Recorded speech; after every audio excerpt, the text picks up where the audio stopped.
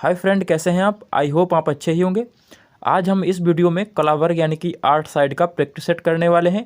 इस practice set में 25 question होंगे। 25 में से 20 कर लेते हैं तो आपकी कला वर्ग की तैयारी बहुत ही अच्छी है। चलिए आपका समय ना लेते हुए चलते हैं सीधे टेस्ट की तरफ। आंध्र प्रदेश और तमिलनाडु के तटीय भूभाग को कहते हैं। ऑप्शन ए कोंकण तट, ऑप्शन बी कोरोमंडल, या ऑप्शन सी पूर्वी तट, या ऑप्शन डी मालाबार तट। तो इस क्वेश्चन का राइट आंसर होगा ऑप्शन बी कोरोमंडल। अगर आपके एग्जाम में पूछ दे कोंकण तट किस प्रदेश से लेकर किस प्रदेश के बीच में पड़ता है, मालाबार कहाँ पड़ता है, पूर्वी घाट कहाँ पड़ता है या पूर्वी तट कहाँ पड़ता है, तो उसको जानने के लिए हम पहले इस टॉपिक को अच्छे से कवर करेंगे। तो देख सकते हैं भारत का मैप देख लीजिए। यहाँ पे पश्चिमी घाट को 4 भागों में डिवाइड करते हैं। किस तरह से? नंबर 1 गुजरात, गुजरात से लेकर दमन तक, दमन से लेकर गोवा तक, गोवा से लेकर कर्नाटक और कर्नाटक से लेकर केरल तक। ओके फ्रेंड, इसी प्रकार से पूर्वी घाट को 2 भागों में डिवाइड करते हैं। तमिलनाडु से लेकर आंध्र प्रदेश तक और आंध्र प्रदेश से लेकर पश्चिम बंगाल तक। ओके फ्रेंड, यहाँ पे ध्यान दीजिएगा, गुजरात से लेकर दमन के बीच में जो तट पड़ता है उसे क्या बोलते हैं? उसको बोलते हैं काठियावाड़ तट। और दमन से लेकर गोवा के बीच में जो तट पड़ता है उसको बोलते हैं कोंकण तट। और गोवा से लेकर कर्नाटक के बीच में केंद्रा, कर्नाटक से लेकर केरला के बीच में मालाबार तट। ओके फ्रेंड्स, समझ गए होंगे। गुजरात से लेकर दमन के बीच में काठियावाड़ तट, दमन से लेकर गोवा तक कोंकण तट। आप देख सकते हैं कोंकण तट कहाँ पड़ता है? दमन से लेकर गोवा के बीच में। ओके फ्रेंड, गोवा से लेकर कर्नाटक के बीच में केंद्रा और कर्नाटक से लेकर केरल के बीच में मालाबार तट। ओके फ्रेंड, इसी प्रकार से तमिलनाडु से लेकर आंध्र प्रदेश के बीच में कोरोमंडल और आंध्र प्रदेश से लेकर पश्चिम बंगाल के बीच में डेल्टा क्षेत्र। आप देख सकते हैं इस क्वेश्चन में क्या पूछा गया है, आंध्र प्रदेश और तमिलनाडु के तटीय भूभाग को कहते हैं। तो देख लीजिए यहाँ पे आंध्र प्रदेश और यहाँ पे तमिलनाडु, इस वाले तट को क्या बोलते हैं? कोरोमंडल। ओके फ्रेंड, ध्यान रखिएगा फ्रेंड, कोरोमंडल को बंगाल का मैदान, उत्कल मैदान, उत्तरी सरकार इसी को बोलते हैं। ओके फ्रेंड, समझ गए होंगे अच्छे से। चलिए अगले प्रश्न की तरफ चलते हैं। किस भारतीय राज्य की तटरेखा सबसे लंबी है? Option A Andhra Pradesh, option B Maharashtra, या ऑप्शन सी उड़ीसा, या ऑप्शन डी तमिलनाडु। तो इस क्वेश्चन का राइट आंसर होगा ऑप्शन ए आंध्र प्रदेश, क्योंकि इसमें गुजरात कहीं पे दिया नहीं है। बेसिकली तो गुजरात की सबसे लंबी तटरेखा है। कितनी है? ध्यान रखिएगा, 1214 किलोमीटर। ओके फ्रेंड, अगर यहीं पे पूछ दिया जाए कि किस भारतीय राज्य की तटरेखा सबसे कम है, तो आंसर होगा Goa, 101 kilometre. Okay friend, Andhra Pradesh की कितनी है? 974 किलोमीटर।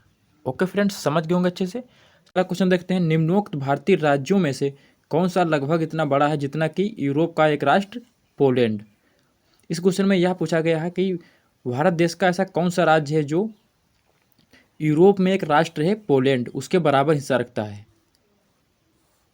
तो ऑप्शन ए बिहार, या ऑप्शन बी उड़ीसा, या ऑप्शन सी महाराष्ट्र, या ऑप्शन डी मध्य प्रदेश। तो इस क्वेश्चन का राइट आंसर होगा D Madhya Pradesh. Okay friend, Raisina पहाड़ियाँ कहाँ स्थित हैं?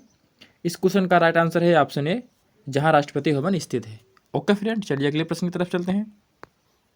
निम्नोक्त दर्रों में से कौन सा सतलज घाटी में पड़ता है? ऑप्शन ए नाथुला दर्रा, ऑप्शन बी लेपेजला, ऑप्शन सी सिपकिरा दर्रा, ऑप्शन डी शेराब थांगा। तो इस क्वेश्चन का राइट आंसर है ऑप्शन सी सिपकिरा दर्रा। ओके फ्रेंड, ध्यान रखिएगा, सिपकिरा दर्रा एक संकीर्ण दर्रा है। यह हिमालय की पहाड़ियों के अंतर्गत आता है। सतलज नदी भारत में इसी दर्रे से होकर प्रवेश करती है। ध्यान रखिएगा, इसको एक बार मैप में समझते हैं कहाँ पड़ता है। देख लीजिए, भारत देश का मैप देख सकते हैं आप। यहाँ पे देख सकते हैं सिक्किम राज्य है। सिक्किम राज्य में कौन से दर्रे हैं? नाथुला दर्रा, इसके अलावा लेपेजला। सिपकिरा दर्रा की बात करी जाए तो कहाँ पड़ता है? हिमाचल प्रदेश में। देख सकते हैं कहाँ पे? सिपकिरा दर्रा। ओके फ्रेंड, समझ गए होंगे अच्छे से। चलिए अगले प्रश्न की तरफ चलते हैं। पैसेज निम्नलिखित में से किसके बीच में स्थित है? ऑप्शन ए दक्षिणी ओर लिटिल अंडमान, ऑप्शन बी उत्तरी और दक्षिणी अंडमान, ऑप्शन सी उत्तरी और मध्य अंडमान, ऑप्शन डी अंडमान और निकोबार। तो इस क्वेश्चन का राइट आंसर है ऑप्शन डी अंडमान और निकोबार। ओके फ्रेंड, अगला क्वेश्चन, निम्नलिखित में से वह पर्वत श्रेणी कौन सी है जो भारत में सबसे पुरानी है? Very important question. Option A Himalaya, option B Vindhyachal, option C Aravalli, option D Sahyadri. तो इस क्वेश्चन का राइट आंसर है option C. Okay friend, Aravalli है जो भारत देश में सबसे पुरानी पर्वत श्रेणी है। ओके फ्रेंड, चलिए अगले प्रश्न की तरफ चलते हैं। 82.5 डिग्री पूर्वी देशांतर भारत के लिए इसलिए महत्वपूर्ण है क्योंकि ऑप्शन ए यह भारतीय मानक समय का निर्धारण करता है, ऑप्शन बी यह भारत की उष्णकटिबंधीय जलवायु पर प्रभाव डालता है, या ऑप्शन सी यह भारत को पूर्वी और पश्चिमी क्षेत्रों में विभाजित करता है, या ऑप्शन डी यह पूर्वी भारत में स्थानीय समय निर्धारित करने में सहायक होता है। तो इस क्वेश्चन का राइट आंसर है ऑप्शन ए, यह भारतीय मानक समय का निर्धारण करता है। ओके फ्रेंड, समझ गए होंगे। चलिए अगले क्वेश्चन की तरफ चलते हैं। क्वेश्चन नंबर 60, मानव व्यवहार में परिवर्तन निम्नलिखित में से किस पर निर्भर है? ऑप्शन ए आयु पर, ऑप्शन बी परिवर्तन वाले दबाव की शक्ति पर, या ऑप्शन सी परिवर्तनशील व्यवहार की शक्ति पर, या ऑप्शन डी व्यवहार और दबाव दोनों की शक्ति पर। तो इस क्वेश्चन का राइट आंसर है ऑप्शन ए आयु पर। ओके फ्रेंड, अगला क्वेश्चन, संवेदना ज्ञान की पहली सीढ़ी है यह ऑप्शन ए मानसिक विकास है, शारीरिक विकास है, ऑप्शन सी ध्यान का विकास है, या ऑप्शन डी भाषा विकास है। तो इस क्वेश्चन का राइट आंसर होगा ऑप्शन ए मानसिक विकास है। Okay friend, next question very important, इस क्वेश्चन पे स्टार बनता है, ध्यान रखिएगा। जॉन डीवी के अनुसार विद्यालय एक है, ऑप्शन ए विशेष वातावरण, या ऑप्शन बी साधारण वातावरण, या ऑप्शन सी तकनीकी वातावरण, या ऑप्शन डी अनौपचारिक वातावरण। तो इस क्वेश्चन का राइट आंसर है ऑप्शन बी साधारण वातावरण। ओके फ्रेंड, चलिए अगले क्वेश्चन की तरफ चलते हैं।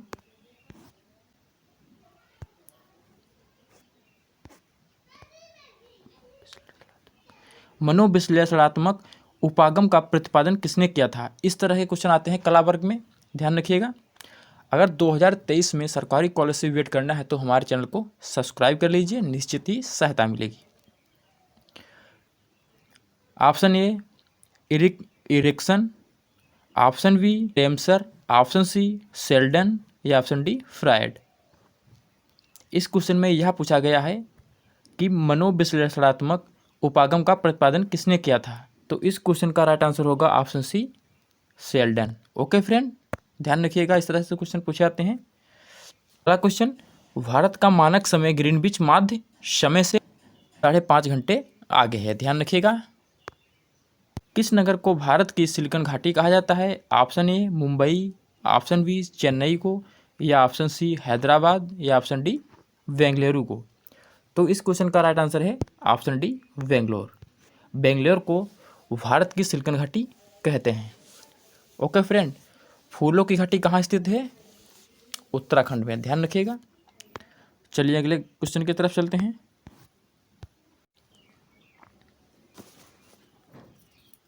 ध्यान दीजिएगा, पश्चिम बंगाल की सीमाएं कितने देशों के साथ में लगती हैं? ऑप्शन ए 1 देश से, ऑप्शन बी 2 देश से, या ऑप्शन सी 3 देश से, या ऑप्शन डी 4 देश से। तो आप देख सकते हैं पश्चिम बंगाल यहाँ पड़ता है, यहाँ पे देख लीजिए बांग्लादेश, नेपाल और भूटान। पश्चिम बंगाल की सीमाएं बंगाल, भूटान और नेपाल देश से लगती हैं, तो इसीलिए इसका आंसर होगा ऑप्शन सी 3 देश। ओके फ्रेंड्स, समझ गए होंगे अच्छे से।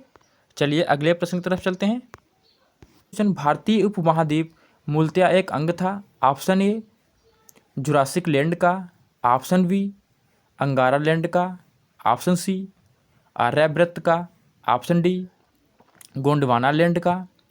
तो इस क्वेश्चन का राइट आंसर होगा ऑप्शन डी गोंडवाना लैंड का। ओके फ्रेंड, ध्यान रखिएगा।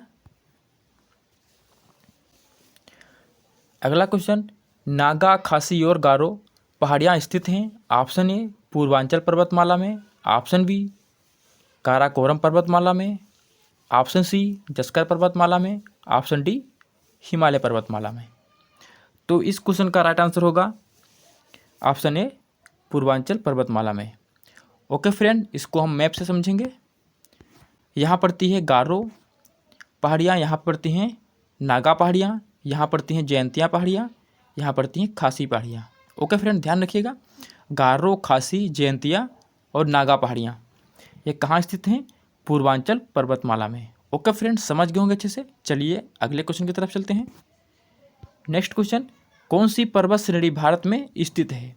Option A Arakan Yoma, option B Sulaiman, option C salt range, option D Pir Panjal. तो इस क्वेश्चन का राइट आंसर होगा option D Pir Panjal. Okay friends, समझ गए होंगे। क्वेश्चन, नाथुला एक स्थान है जहां 44 वर्षों के बाद भारत चीन सीमा व्यापार फिर से शुरू किया गया। वह भारतीय सीमा पर स्थित है। ऑप्शन ए सिक्किम में, ऑप्शन बी अरुणाचल प्रदेश में, ऑप्शन सी हिमाचल प्रदेश में, ऑप्शन डी जम्मू और कश्मीर में। तो इस क्वेश्चन का राइट आंसर है ऑप्शन ए सिक्किम में। ओके फ्रेंड, नाथुला दर्रा कहाँ पड़ता है? सिक्किम में। वेरी इंपॉर्टेंट क्वेश्चन, क्षेत्रफल की दृष्टि से भारत संसार का ... सबसे बड़ा देश है। द्वितीय देश है या चौथा देश है या छठा या सातवां? इसको हम क्षेत्रफल की दृष्टि से देखेंगे। देशों की सूची आप देख सकते हैं क्षेत्रफल के अनुसार देश का स्थान। तो सबसे पहले आता है रूस, उसके बाद में कनाडा, उसके बाद में अमेरिका, उसके बाद में चीन, फिर ब्राज़ील, ऑस्ट्रेलिया और भारत। तो इस क्वेश्चन का राइट आंसर होगा ऑप्शन डी सातवां। ओके फ्रेंड, निम्नलिखित में से कौन सा भारत का सबसे अधिक आर्द्र स्थान है? Option A Mahabaleshwar, option B Cherrapunji, या ऑप्शन सी उदगमंडलम, या ऑप्शन डी मानसरोवर। तो इस क्वेश्चन का राइट आंसर होगा option D Mansarovar. Okay friend, Bharat की सबसे लंबी सुरंग जवाहर सुरंग किस राज्य में स्थित है? ऑप्शन ए जम्मू और कश्मीर में, ऑप्शन बी महाराष्ट्र में, ऑप्शन सी कर्नाटक में, या ऑप्शन डी हिमाचल प्रदेश में। तो इस क्वेश्चन का राइट आंसर है ऑप्शन जम्मू कश्मीर में। ओके फ्रेंड, तो फ्रेंड यहाँ पर हमारी प्रैक्टिस समाप्त होती है। कितना रहा आपका स्कोर वह कमेंट बॉक्स में कमेंट कर दीजिए, और अभी तक हमारे चैनल को सब्सक्राइब नहीं किया है तो अभी कर लीजिए। मिलते हैं नेक्स्ट वीडियो में, तब तक के लिए बाय बाय, थैंक यू।